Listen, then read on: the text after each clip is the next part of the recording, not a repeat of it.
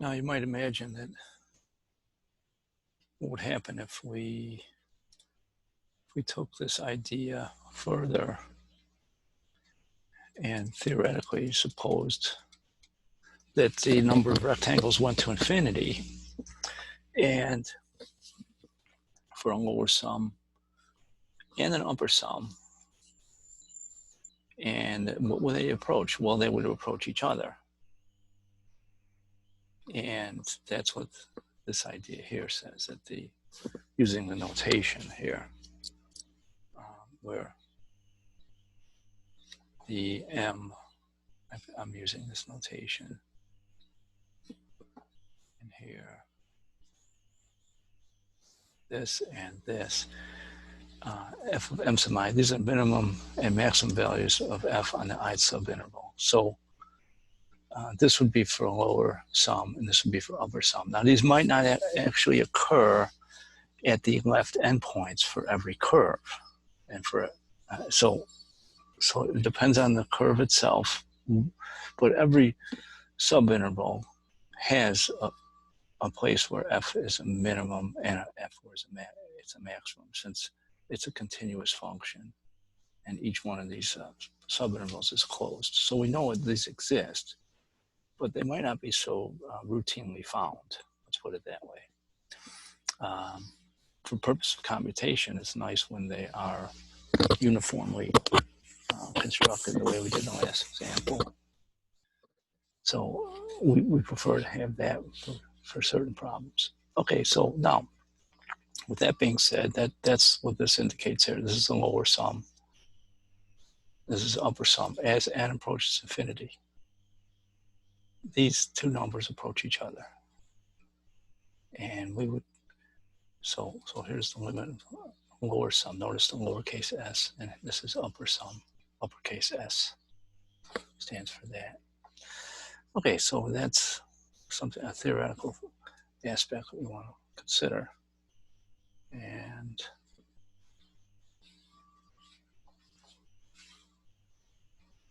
let's see now. So now we're ready for a definition of what area actually is. Assume f is continuous and non-negative, and region bounded by a graph and the x-axis between x is a and x is b would be this limit as n approaches infinity, or the f of c sub I delta x, and delta x is b minus a over n. So delta x is again what I would call a regular partition.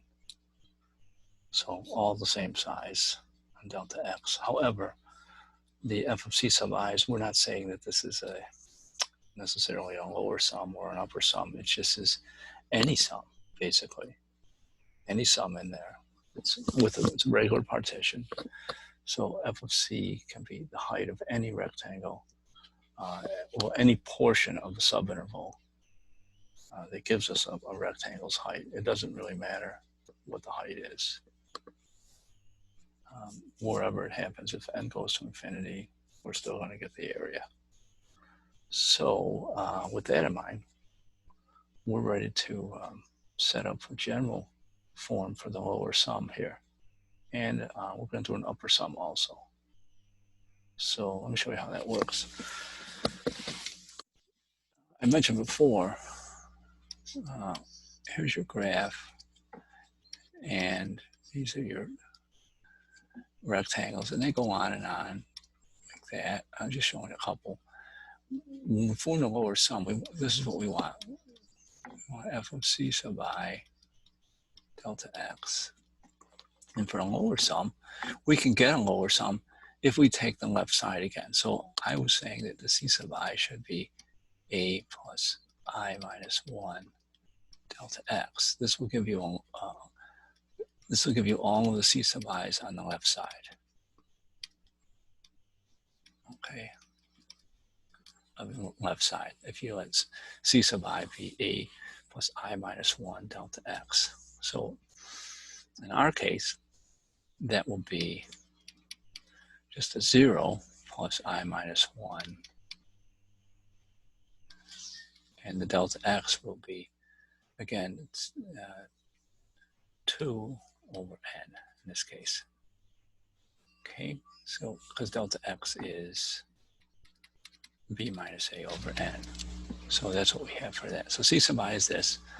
And here's our sum here. So let's put it in here. We have from 1 through n. 1 through n. We have a 2 with that I minus 1 times a 2 over n. And that whole thing is squared. And then plus a 1. And then that whole thing is multiplied by the delta x. This delta x is 2 over n. Okay, so that's what we have to sum. Now, we don't have an n value, so we can't use our calculator on this. We just got to use some brute force algebra here. So let's try to reduce this as much as possible. That'll be a 4 over n squared times a 2, so that's 8 over n squared. And I'm going to put this 2 over n out in front. That's the 2 over n from the outside here. But now in here, I've got the 2 times 4 is 8 over n squared, and I still have this I squared minus 2i plus a 1. And I still have this plus a 1 over here. So it's 2 over n. And I'm gonna do this. I'm gonna break this up like so. So my first sum will be 8i squared over n squared. The next one will be minus 2i.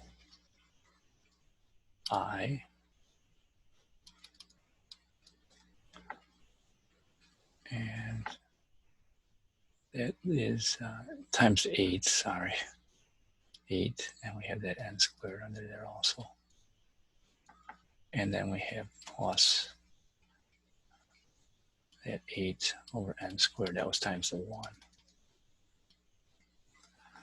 And then we still just have that 1 out there.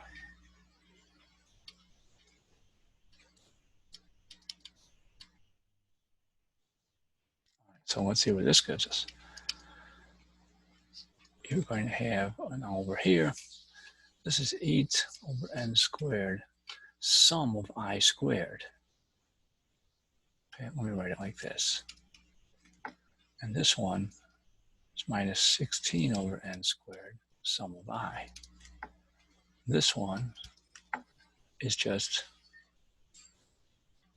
we have no I in here, so it's just 8 over n squared times that sum of 1. And this one over here is just a sum of 1, which I can immediately write as, well, as an n times 1. Okay, now I want you to think back here. We had our handy sums. I don't want to get this sum wrong. It was, where was it? Here it is. The sum of I squared is in the middle here. It's this one. This one we're going to use. n plus 1, 2n plus 1 over 6. Okay. n plus 1, 2n plus 1 over the 6. So let's come back down here.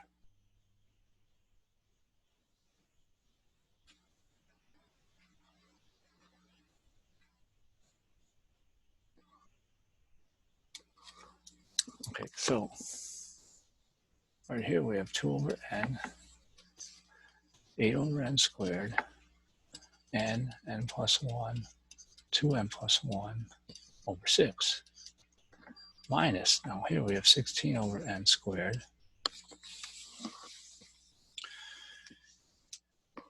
And the summation of I is n times n plus 1 over 2. And this third one is just 8 over n squared times an n. And then, of course, another n on the edge here, on the end. Okay.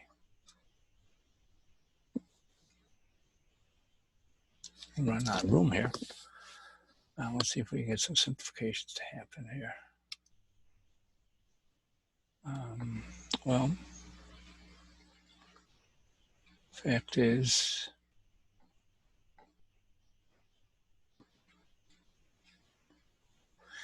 okay, so let's go ahead and distribute that 2 over n inside here and see what we get.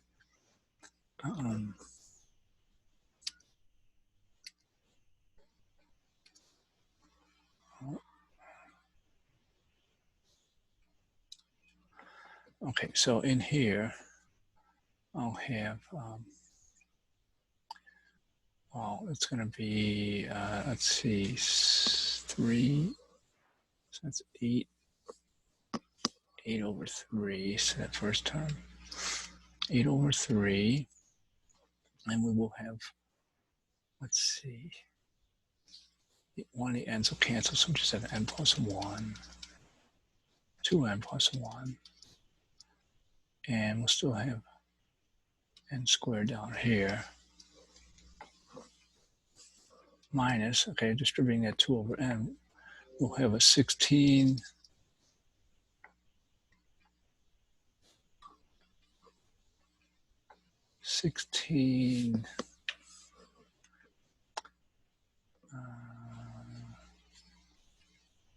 n plus 1, and you still have an n down here. What's an n squared, sorry. Okay. Yeah. And then this one down here. Let's see, we're going to have 16, sorry. 16 over n squared, and then finally plus a 2. Okay, so this is my formula S of n. And it is actually, well, it was a lower sum, so technically speaking, that this, to be consistent, we'll keep that as a lowercase s. Okay, now what happens as n goes to infinity? Okay, because that's what we want to know. What happens to the sum as n goes to infinity? Well, we know a little bit about finding those forms. So n goes to infinity. We can examine these term by term. Here we've got a polynomial, basically same degree in numerator as the denominator. So we get the leading coefficient, which we can see is going to be a 16 over 3. So we get a 16 over 3 from this first term. This term has a higher degree in the denominator, so it goes to 0. Same thing with this term. But then we also have a 2 out there. So our final answer for this one looks like it is 5 1/3, 7 1/3 total. Okay.